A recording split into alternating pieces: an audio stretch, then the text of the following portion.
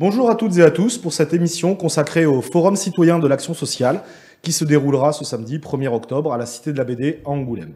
Cette émission est réalisée en partenariat avec le Conseil départemental de la Charente, organisateur du forum et chef de file des politiques d'action sociale sur le territoire, que ce soit sur le logement, la santé, l'autonomie, le handicap et bien sûr l'insertion. C'est d'ailleurs pour parler d'insertion que je reçois Thibaut Simonin, vice-président du département, chargé des politiques solidaires, de l'insertion et de l'économie sociale et solidaire. Bonjour Thibaut. Bonjour. C'est donc dans votre délégation que se trouve le RSA, l'un des symboles de l'insertion. Combien de bénéficiaires vivent en Charente ?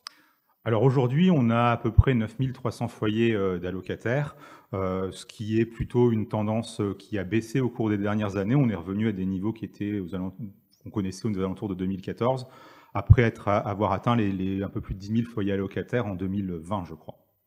Quel est ce qui explique cette tendance plutôt bonne, même si on ne peut pas se résoudre à un chiffre aussi élevé, mais qu'est-ce qui explique cette baisse ces dernières années ? Il y a plusieurs choses à noter et peut-être aussi à mettre en perspective. La première, c'est évidemment la situation de l'emploi qui est relativement détendue et qui a permis un retour à l'emploi d'un certain nombre d'allocataires. Après, on note qu'aujourd'hui, après avoir relativement franchement baissé au cours des 18 derniers mois, on est plutôt sur un effet de plateau. Avec un nombre d'allocataires qui ne baisse plus en tant que tel. Ce qui baisse, c'est le montant de l'allocation versée, mais pas le nombre d'allocataires, parce qu'on voit que des allocataires retrouvent aujourd'hui des très petits compléments, des très petits revenus, des contrats de quelques heures, ce qui ne les prive pas du RSA, mais fait baisser le RSA. Donc la dépense globale continue de diminuer légèrement. Par contre, au niveau du nombre, on est plutôt sur un effet de plateau aujourd'hui. Donc plutôt aussi grâce à un temps de travail très très partiel qui permet de faire baisser ça. Voilà, alors après, il y a un vrai enjeu sur le diagnostic de l'évolution du monde du travail et sans doute sur justement la qualité de ces emplois. Un petit chiffre comme ça que je lisais l'autre jour. En 30 ans, les cotisations patronales sur les salaires minimums ont été divisées par 6. Donc on a aussi eu tendance à favoriser, mais c'était peut-être plus défendable en période de crise, l'emploi avec des bas revenus. Ce qui fait qu'aujourd'hui, on a énormément de salariés qui sont dans des situations de revenus relativement modestes. Pourtant, dans le coup, un peu une idée reçue, milliers de gens vivraient que du RSA et s'en satisferaient. Le montant de base du RSA... On est à moins de 600 €, on est à 550 €. Après, tout dépend de la composition familiale. Avec des enfants, on a un socle majoré, etc. Mais on est sur une base de 550 €, 560 €. D'accord. Et donc, à l'année, pour votre collectivité, au sein de votre délégation... Alors à l'année, la prestation en elle-même. Alors la prestation en elle-même représente, a été votée au budget du mois de décembre l'année dernière, un peu plus de 68 millions d'euros. Donc on sait qu'on aura un peu moins, puisque comme je vous le disais, même si le nombre d'allocataires, on a tendance à arriver à un plateau où baisse vraiment très légèrement, on a quand même moins de montants versés. Donc on a quand même une baisse sur une enveloppe globale qui est affectée à l'insertion d'un peu plus de 77,5 millions. D'accord.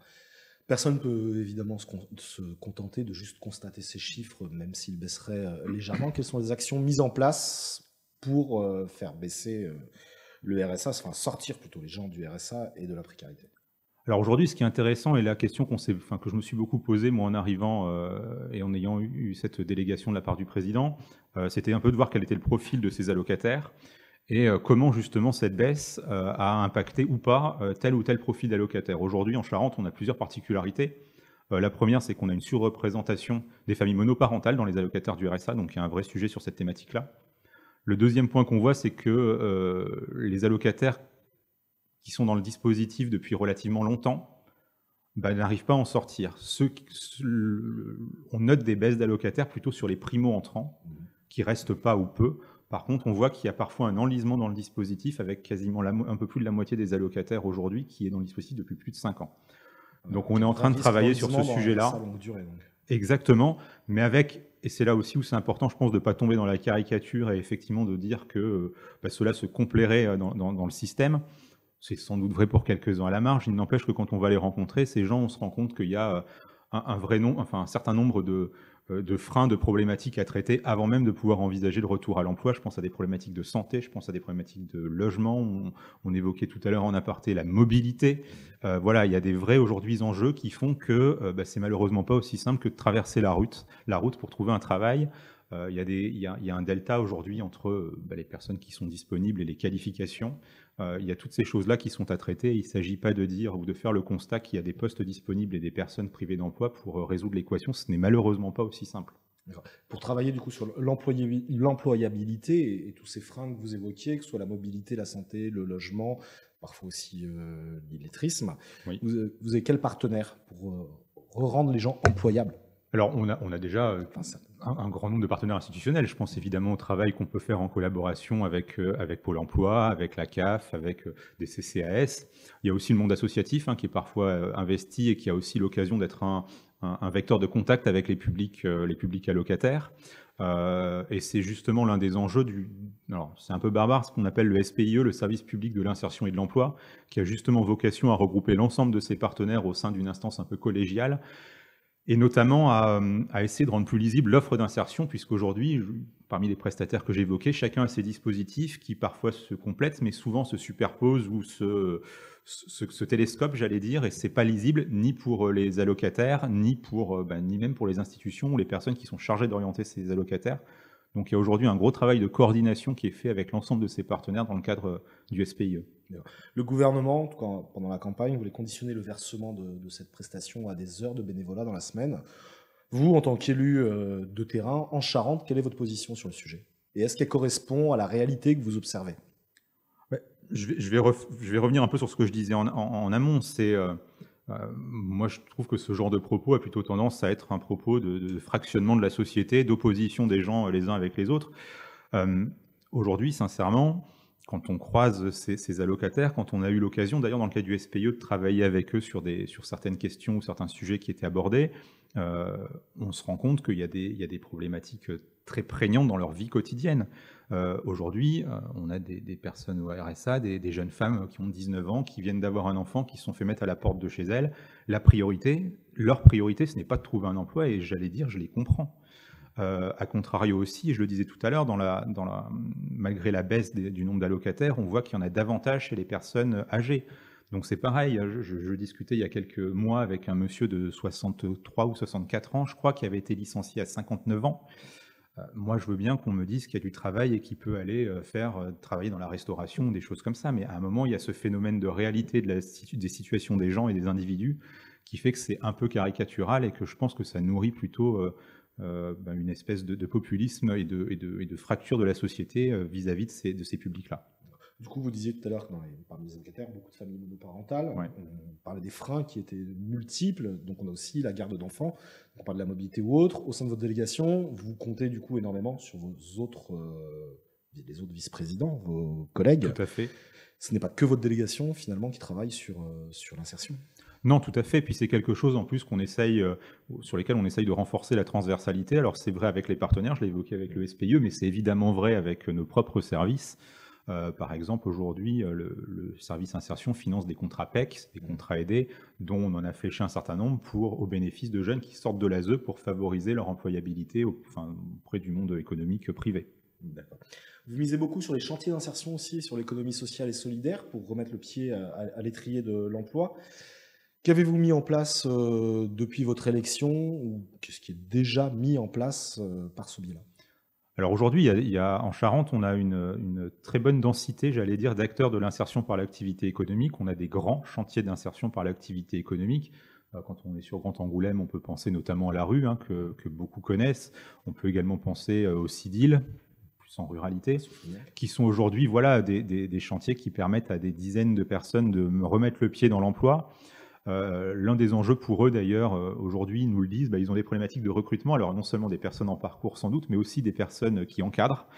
Donc on est en train de travailler là avec la région dans le cadre d'un appel à projet à la création d'un cursus de formation pour les encadrants techniques. Ce sont ces fameux emplois un peu de référents, de tuteurs au sein des chantiers d'insertion qui vont accompagner et encadrer les personnes en parcours. Et justement, là aussi, on prend en compte la grande précarité, ce que l'on voyait avec un nouveau dispositif qui s'appelle Premières Heures, qui vise justement à intégrer de manière très souple des personnes qui étaient dans la marginalité. C'est à la base d'un dispositif qui existe à Paris ou dans les grandes agglomérations et pour lequel le territoire est territoire expérimentateur rural, entre guillemets. Donc ça fait pratiquement 1 an maintenant qu'on expérimente ce dispositif avec des parcours qui sont assez intéressant, on doit le dire, avec vraiment, là, on part vraiment de la très grande précarité. Ce sont des personnes qu'on va parfois chercher dans la rue et qui, en quelques mois, avec un encadrement dédié, avec une vraie souplesse et une vraie prise par la main, arrivent à à retrouver un rythme de vie déjà, et puis même de travail avec des résultats assez impressionnants. Alors effectivement sur des nombres relativement modérés, mais quand on voit le parcours de vie, c'est assez remarquable. En son temps, le RMI n'avait pas vocation à perdurer, il est devenu le RSA, et finalement, le dispositif existe toujours. Vous considérez, quelles sont les limites de votre action? C'est uniquement une limite budgétaire, une limite de regard sociétal, une limite économique, il n'y a pas assez d'emplois ou autre? Alors, je ne sais pas sur les limites, c'est pas évident comme question. En fait, il y a évidemment les limites financières, c'est une évidence. Après, il y a ce que j'évoquais tout à l'heure, c'est-à-dire qu'aujourd'hui, l'insertion, c'est une multiplicité d'acteurs. C'est déjà la capacité à se mettre ensemble en ligne pour accompagner au plus juste et de manière la plus efficace possible, et pas, encore une fois, démultiplier les mêmes actions qui mobilisent des moyens humains, financiers, etc. Voilà. Après, aujourd'hui, la limite aussi, c'est que on se focalise... notamment quand on parle du département sur le RSA, et c'est logique, c'est une compétence du département, mais la précarité, elle ne se limite pas aujourd'hui aux allocataires du RSA, malheureusement. Et je pense qu'un des vrais enjeux aussi de la société demain, c'est comment on fait pour, je le disais un peu tout à l'heure, faire en sorte que quand on travaille, on puisse aussi satisfaire à ses besoins les plus élémentaires et avoir une vie...